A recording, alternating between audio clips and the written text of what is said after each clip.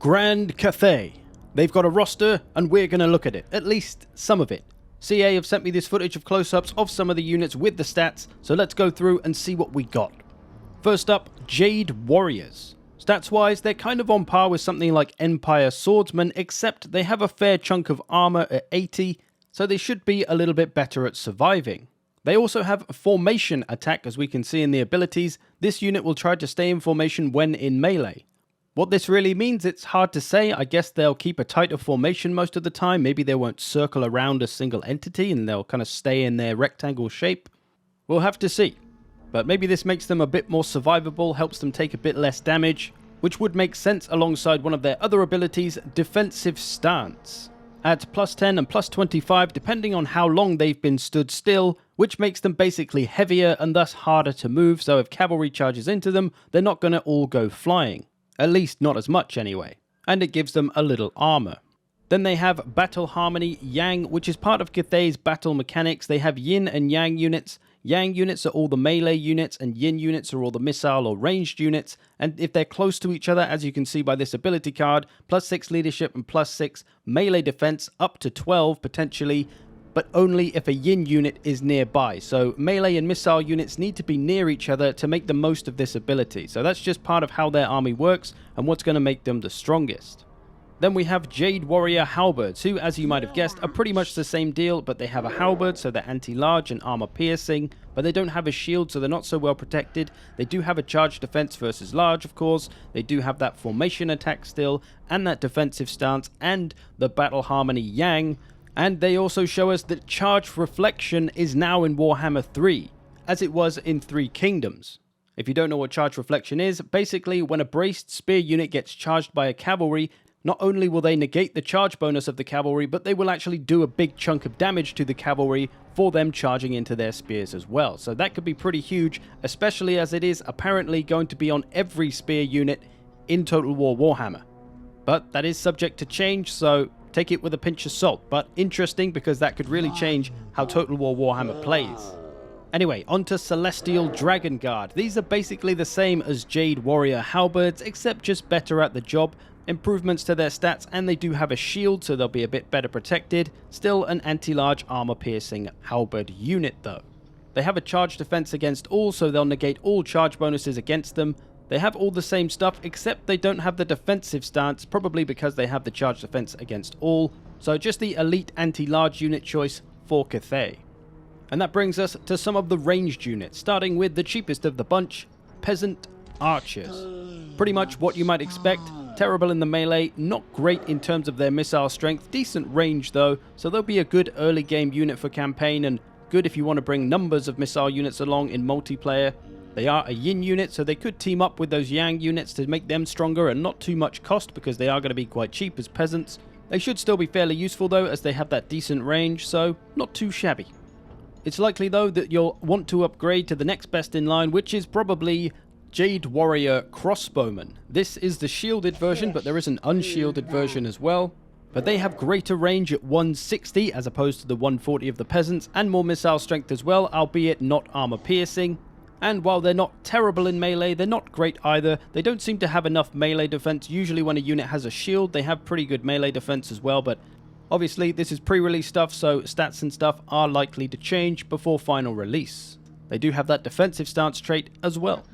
And then we have the long-range ladies, the Crane Gunners. These are basically your Jezzails. They've got massive range at 275, armor-piercing damage with shield breaker as well, so they can reduce the effectiveness of enemy shields if they have them.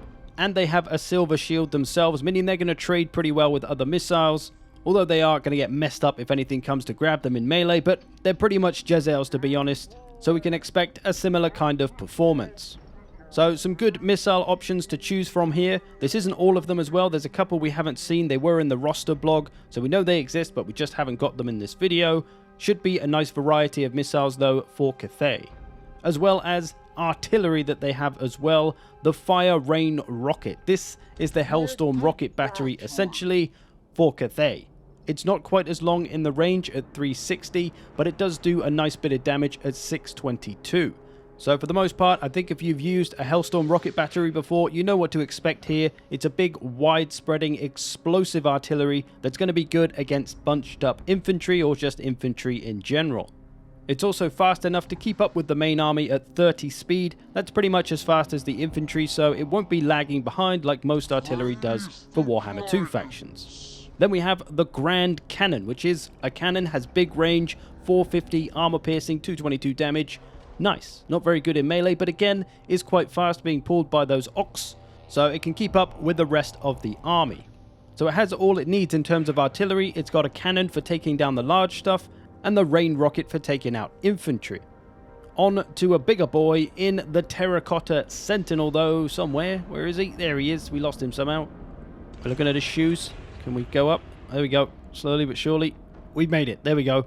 So the Terracotta Sentinel, the mini-me of these Terracotta Sentinels, I suppose. Shame we can't have those ones instead, but whatever. To give him a close relation to a unit we have already, you might think Hyrule Titan here, but he is much faster at 48 speed, big armor, unbreakable, lots of melee attack, lots of weapon strength, which is armor piercing, magical attacks as well, so he's just a big damage dealer, fear and terror, obviously, and a chunky 12,000 health, so he's going to be a good damage soak, a good distraction, able to be a little more offensive on the mostly defensive Cathay army. But hey, they can stay back and defend if they need to. Seems like they should be a fairly versatile monster, as they do have the speed to get around.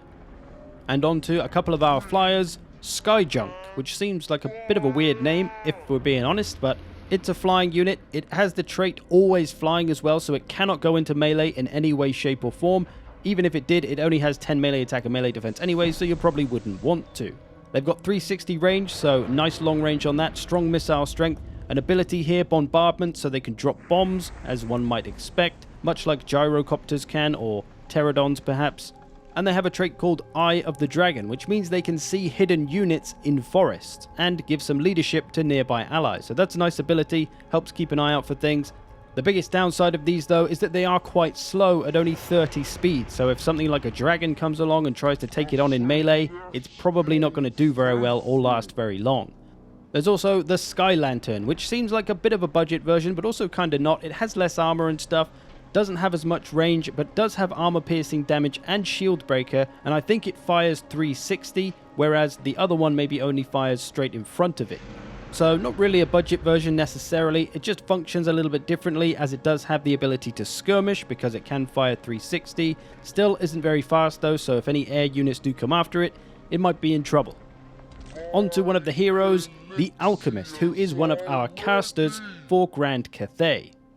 As a squishy wizard, she isn't up to much in melee, she doesn't have a lot of armor or leadership, so taking damage is really not going to be good for her. She's all about using the magic from range and staying out of the way.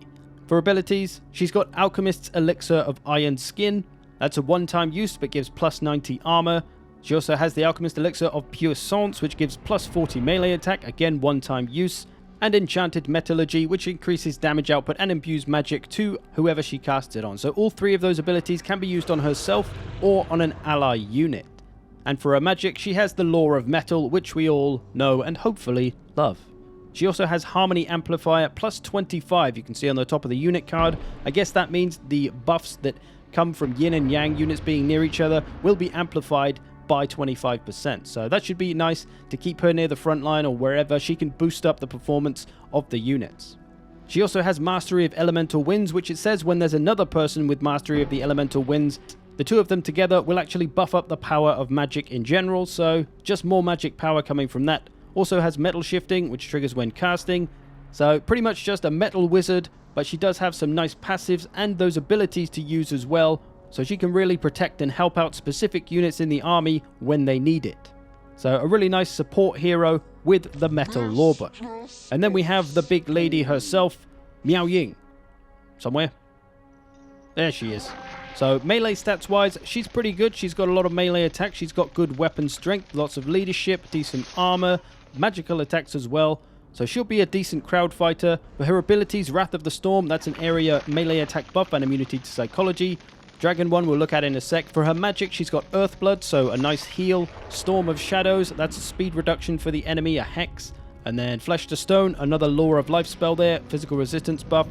And then the awesome spell we saw from the trailer before, Missile Mirror, where it reflects projectiles back at whoever shot them. So that's going to be really powerful. Regrowth as well from the Law of Life, so half Law of Life, half Law of Yin for her. Also got Talons of the Night, a big vortex damage spell. So lots of damage potential for her, but some healing as well. And then we got a bunch of the usual traits, Encourage, Hide in Forest. I think she has Master of the Elemental Winds as well, much like the Alchemist does. So there's that one. So those two together, if you have them in the same army, they should get some extra magic power from being together in an army. She also has a Hex that reduces melee attack by 8 to anyone nearby her, so that's going to be a good one for her to help support the frontline troops and whoever. Life Bloom that gets cast when she's casting, so a few more heals there. Power of Yin as well, another casting ability. Not sure if that gets used when she does Law of Yin, and then the other one is used when she uses Law of Life, or both at the same time. Dunno. But she's got Arcane Conduit as well, so lots of magical power with her, basically. Spell resistance to that, so she won't take too much damage from spells, won't be sniped down by all those spells or anything. So she's not too bad in her human form as a melee hero, and she's got that strong magic to use. There's that Wrath of the Storm ability we saw earlier, melee attack and psychology to an area, so you can buff up your front line with that perhaps. Really nice. And then he's just started the battle, so now we've got to wait for the cooldown before she can change into a dragon, and we'll see her stats change. As I said in another video, I'm not sure why you would want her in human form. If she can do everything that she can do in dragon form, why would you need her in human form at any point? Why not just change her to dragon straight away and leave her as that? Because you can change back whenever you want. There is a bit of a cooldown between changes, but you can do it and just leave her in dragon form.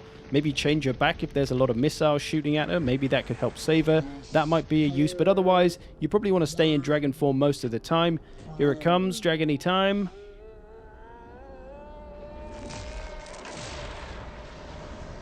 Or not, she's Houdini that shit. Where's she gone?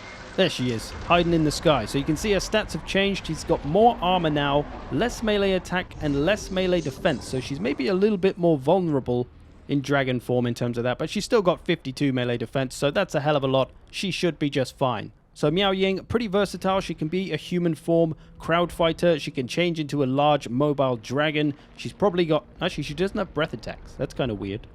Call yourself a dragon without breath attacks? What's up with that? But there we go. Some of the Cathay army. Hope you've enjoyed this. Thanks for watching. See you in the future.